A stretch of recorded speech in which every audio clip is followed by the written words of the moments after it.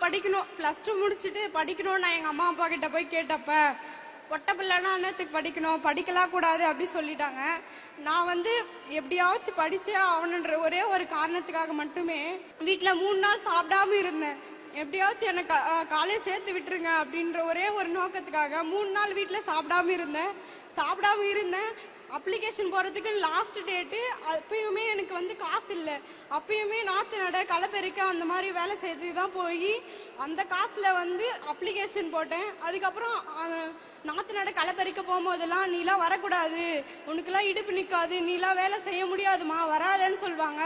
அப்போ கூட நான் போய் வேலை செஞ்சு அப்ளிகேஷன் போட்டேன். எங்கள் அப்பா ஒரு ஆடு மேய்க்கிற விவசாயி தான், எங்கள் அம்மாவும் கூலி வேலை செய்கிறவங்க தான். எங்கள் அப்பாவுக்கும் அம்மாவுக்கும் அந்த அளவுக்கு நாலேஜ் இல்லை படிக்க வைக்கணுன்றது.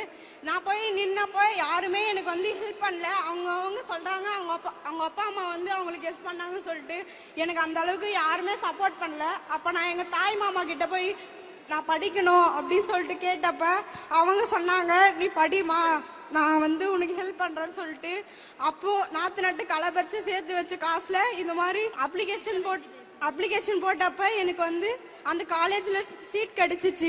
அந்த காலேஜில் சீட் கிடைச்சப்பவும் அங்கே போய் நான் சேரத்துக்கு யாருமே வரல. அப்போ வந்து எனக்கு ஒருத்தருங்க ஹெல்ப் பண்ணி, அதுக்கப்புறம் எங்கள் அம்மாவும் எங்கள் அக்காலாம், பாப்பா எதுனா பண்ணிக்க போறா, 3 நாள் சாப்பிடாம இருக்காமா, எப்படியாச்சும் காலேஜ் சேர்த்து விட்டுருங்க அப்படின்னு ரொம்ப கஷ்டப்பட்டு பேசிதான் அதுக்கப்புறம் தான் என்னை வந்து காலேஜே சேர்க்கறதுக்கு அனுபவிச்சாங்க. நான் போய் காலேஜ் சேர்றேன். ஃபீஸ் கட்டுறதுக்கு அந்த அளவுக்கு என்கிட்ட காசு இல்லை. அப்போ வந்து அங்கே இருந்த ஒரு ஸ்டாஃப் தான் வந்து எனக்கு ஃபீஸ் கட்டுறதுக்கு கொஞ்சம் ஹெல்ப் பண்ணாங்க. நான் இந்த புதுமை பெண் திட்டம் ஸ்கீமுக்கு கொடுத்த காசில் நான் திருப்பி அந்த மேமுக்கு எடுத்துன்னு போயிட்டு அந்த காசை ரிட்டர்ன் கொடுத்தேன். அவங்க சொன்னாங்க, வேணாமா, எனக்கு இந்த காசு வேணாம்னு சொன்னாங்க. இல்லை மேம், எனக்காக நீங்கள் செஞ்சீங்க, எனக்கு செஞ்ச உதவிக்கு நான் நன்றி கடனா இது நான் உங்களுக்கு கண்டிப்பாக தருவேன் அப்படின்னு சொல்லிட்டு நான் அந்த காசை திருப்பி எடுத்து போய் அவங்க கிட்ட கொடுத்தேன். அவங்க வாங்க மாட்டேதான் சொன்னாங்க. இருந்தாலும் பரவாயில்ல, நீங்கள் வாங்குங்க அப்படின்னு சொல்லிட்டு அவங்க கிட்ட கொடுத்தேன். இந்த புதுமை திட்டம் அப்படின்ற ஸ்கீம் மூலமா இப்போ எனக்கு மேரேஜ் ஆயிடுச்சு. ஒரு மேரேஜ் ஆன பெண் எப்பயுமே ஒருத்தரவங்களை டிபெண்ட் பண்ணி தான் வாழணும்னு இருக்கு.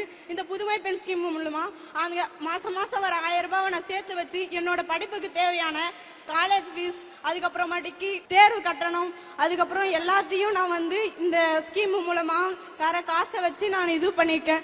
என்னோட படிப்புக்கு தேவையான நோட்டு, புக்கு எல்லாத்தையுமே இந்த ஸ்கீம் மூலமா வர காசுனால என்னாலே வாங்கிக்க முடியுது. நான் யாரையும் போய் இன்னைக்கு கையேந்தி எனக்கு காசு தாங்க, இது மாதிரி நோட்டு வாங்கணும், புக்கு வாங்கணும்னு கேட்க வேண்டிய அவசியம் இல்லை.